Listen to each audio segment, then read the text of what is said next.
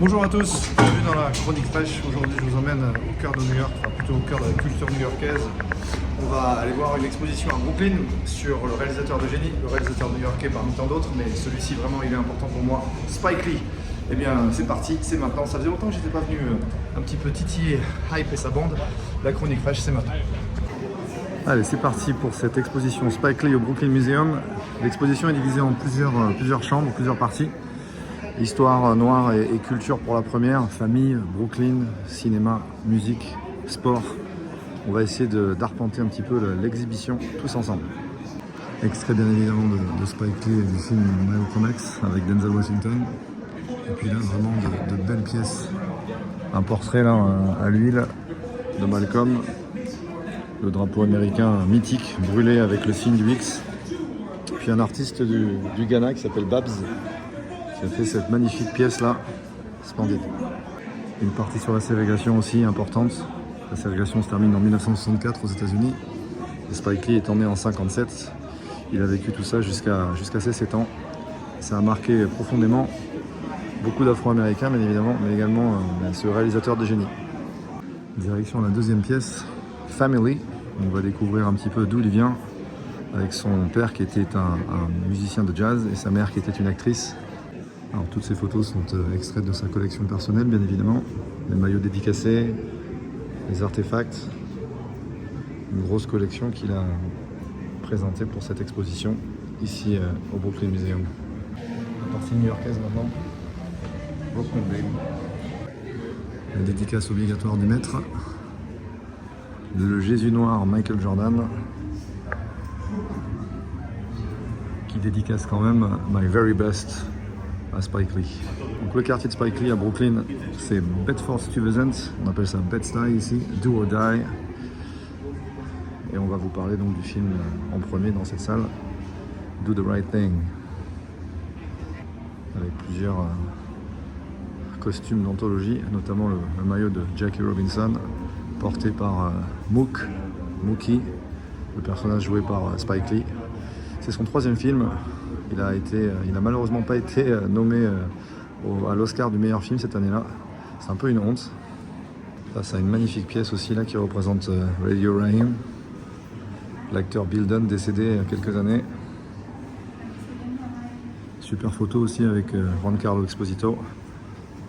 Les marches comme d'une brownstone, ces fameuses maisons typiques de New York qu'on retrouve à Harlem ou à Brooklyn, à Bedford-Stuyvesant. Un canevas costaud là face à vous avec 40 acres and a mule, le 40 et le A là, qui veut dire 40 hectares et une mule, chose qui était promis aux Afro-Américains émancipés à la fin de l'esclavage en 1865 pardon.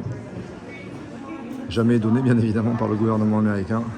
Et là vous voyez tous les films, tous les acteurs, toutes les inspirations de Spike Lee face à vous, avec une dédicace bien évidemment à Michael Jordan pour ce crossover culturel grâce à la Air Jordan. À partir de la Air Jordan 3 et Air Jordan 4, Nike fait appel à ce jeune réalisateur de génie pour réaliser ses pubs.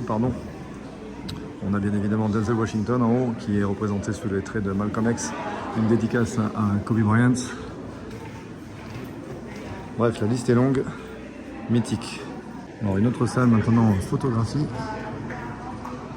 avec une inspiration, voilà, Spike Lee le dit lui-même, hein, il s'inspire beaucoup d'autres artistes, notamment Gordon Parks que vous voyez ici, photographe afro-américain de renom, qui a photographié le mouvement des droits civiques dans les années 60. Magnifique autoportrait. Il a photographié aussi Malcolm X, ici représenté à Harlem. Une magnifique photo de Frank Sinatra avec le chapeau là. Également un super cliché encore de Malcolm. On voit l'importance considérable de Malcolm X pour les Afro-Américains. Cette espèce de Che Guevara noir qui aura refusé ce que les Blancs proposeront, à savoir la ségrégation. Et là vous avez une photo du jeune Lou Alcindor qui n'était pas encore Kareem Abdul-Jabbar dans les rues de Harlem. Regardez ça. Mythique cliché. La photographie c'est aussi des posters et Spike Lee est fan assidu de propagande, de posters de propagande de la Deuxième Guerre mondiale, souvent mettant en scène un peu ironiquement des Afro-Américains qui n'ont pas le respect qu'il leur est dû dans leur propre pays mais qui doivent aller faire la guerre pour l'oncle Sam. Une fresque de Shepard Fairey, vous la connaissez, pour l'élection d'Obama en 2008. Puis là, on a aussi Juan Carlos et Tommy Davis pour les Jeux Olympiques de 68 à Mexico avec ce fameux point en l'air, Black Power. Et puis Jesse Owens aussi, qui a, en 1936, dit à Hitler que les Noirs étaient plus rapides que les Ariens. L'inspiration est folle, l'inspiration est forte. Après la partie photographie, une partie cinéma, avec le costume aux Oscars de Spike Lee, qui rendait hommage à Kobe Bryant, qui était récemment disparu, juste quelques semaines avant. Et on voit l'importance du cinéma pour Spike, qui est un grand amateur de cinéma, que ce soit le cinéma italien, le cinéma français, les années 70, la nouvelle vague. Robert De Niro, Martin Scorsese. On voit aussi un poster de Spike Lee à Cannes pour le 74e Festival du film en 2021. C'est ce cinéma qui franchit les frontières et qui permet d'amener la culture noire dans les années 90 à toute l'Europe. Et je fais partie en fait finalement de cette génération de jeunes adolescents qui ont pu rêver d'Amérique différemment. Pas une Amérique Elvis, rock'n'roll, mais plutôt une Amérique de la rue. Merci Spike. Une partie musique. Alors bien évidemment on entend déjà Fight the Power de Public Enemy. Elvis était un héros pour beaucoup, mais il n'a jamais compté pour moi. Pour moi, il était raciste et mes ancêtres et la plupart de mes héros ne sont pas sur des timbres. Donc là, Chuck D, il envoyait lourd à cette époque-là en 89. Bon, je vois encore une œuvre de Malcolm X, vraiment qui est omniprésent pour Spike Lee. J'aime beaucoup également Malcolm. Ceux qui me connaissent et me suivent le savent.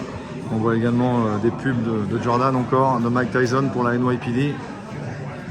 Et puis la couverture de Sport Illustrated pour le film He Got Game, avec la dédicace des Miami Heat, le maillot de Ray Allen quand il y jouait, au nom de Jesus Shuttleworth, le personnage fictif que Ray Allen, ici, joue dans le film.